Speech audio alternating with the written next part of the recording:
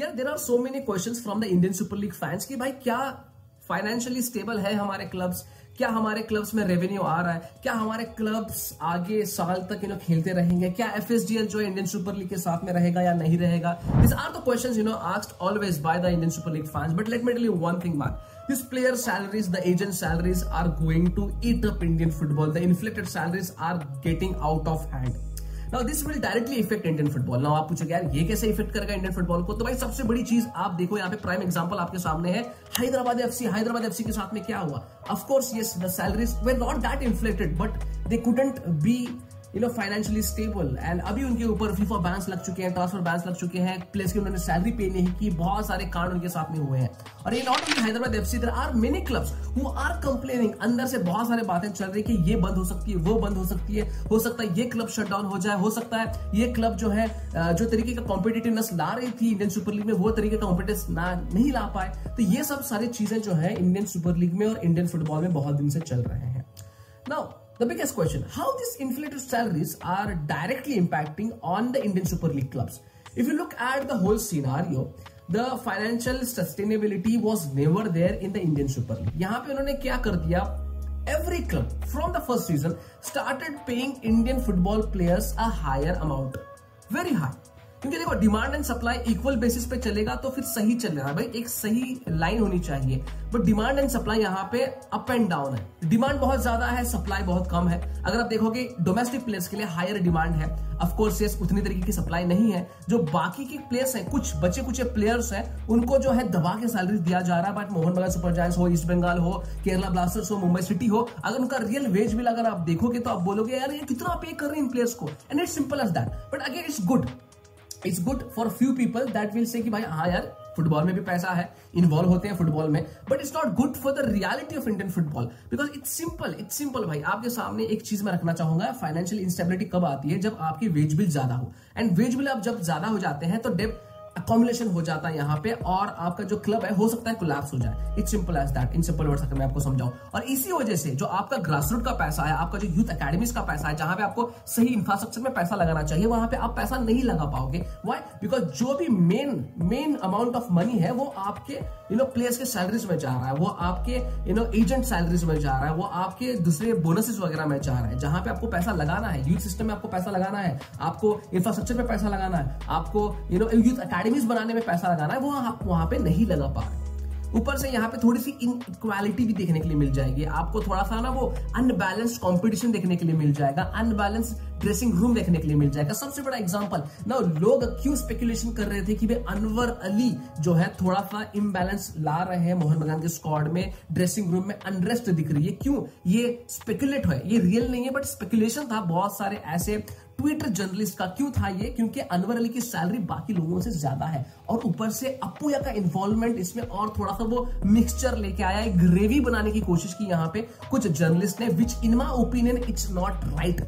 ये सच बात नहीं है. बट स्पेकुलेशन क्यों आता है? क्योंकि कुछ प्लेयर्स जो है, देखो यार मैं नाम किसी का नहीं लेता, बट कुछ मोहन बगान सुपर जायंट्स में भी प्लेयर है जिनकी सैलरीज बहुत ज्यादा इन्फ्लेटेड है. एंड इसी वजह से जो है हो सकता है थोड़ा सा अनरेस्ट देखने के लिए मिल जाए. नॉट नाउ, हो सकता है in future, but this will happen कहीं ना कहीं.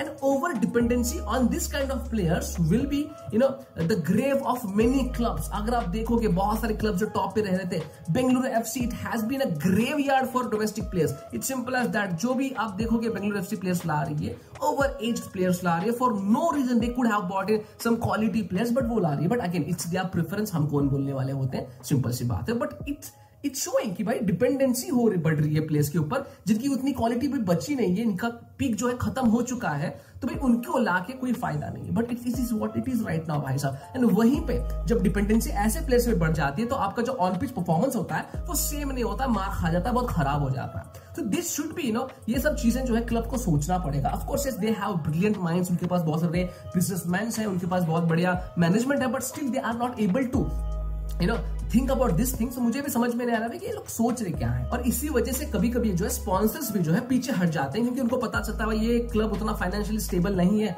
बहुत ओवर पे कर रहा है अपने प्लेयर्स को, और अगर हम लोग इनके साथ में जो है कोलैबोरेशन करेंगे या फिर पार्टनरशिप करेंगे, it will be affecting us also in the future. तो इस वजह से जो है प्रॉब्लम्स आ जाते हैं between the sponsor and the club. It's simple as that. जो भी समझदार बंदा है ये समझ जाएगा, है ना। उसके बाद में आपके जो डोमेस्टिक प्लेयर्स है जिनको प्रॉपर ग्रोथ मिलना चाहिए एंड जिनको प्रॉपर चांसेस मिलना चाहिए, उनको चांसेस नहीं मिलेंगे। क्यों? क्योंकि आपने ऑलरेडी 2 करोड़ एक प्लेयर को दे रखा है और उसको गेम टाइम देना पड़ेगा, पूरा पैसा वसूल करना पड़ेगा आपको। तो उसका कैसा भी परफॉर्मेंस हो, आपको उसको खिलाना पड़ेगा मैच में, जो कि बाकी का बंदा जो है जो लेस सैलरी लेके बैठा है उसका गेम प्ले अच्छा हो तो भी इसको आपको खिलाना पड़ेगा। व्हाई?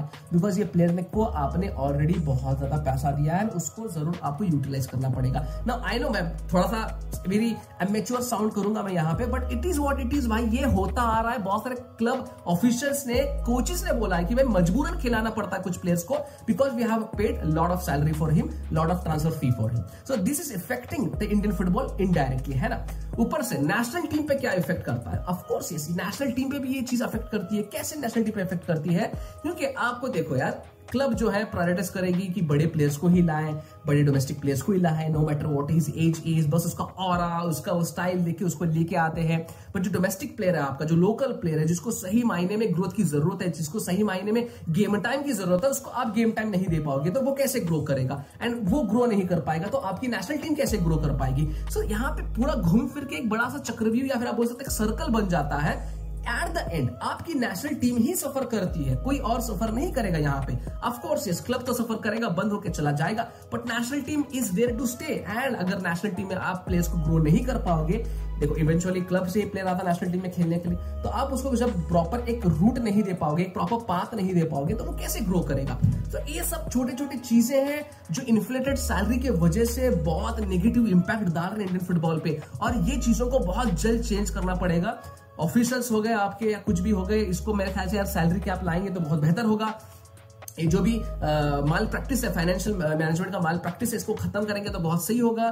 थोड़ा सा एनकरेज करना पड़ेगा यार investment in the youth development, तभी कुछ ना कुछ एक सस्टेनेबल फाइनेंशियल इकोसिस्टम आप बना पाओगे, तभी इंडियन फुटबॉल का इकोसिस्टम सही हो पाएगा। तब तक नहीं होगा मेरे दोस्त, तब तक यार हम यही डिबेट करते बैठेंगे, हम लोग यही बातें करते बैठेंगे, हम लोग यही रोना करते बैठेंगे, और तब तक कुछ नहीं होने वाला। So that was it from my side on the financial instability and the inflated salaries. आपके कुछ की पॉइंट्स है जो मैंने मिस किया है, आप नीचे कमेंट सेक्शन में लिख के बता सकते हो। और ऐसे ही वीडियोस के लिए भाई साहब आप मुझे फॉलो करना मत भूलना। मिलते हैं अगले वीडियो में। अंटिल देन, जय हिंद, जय Bharat, bye bye, take care.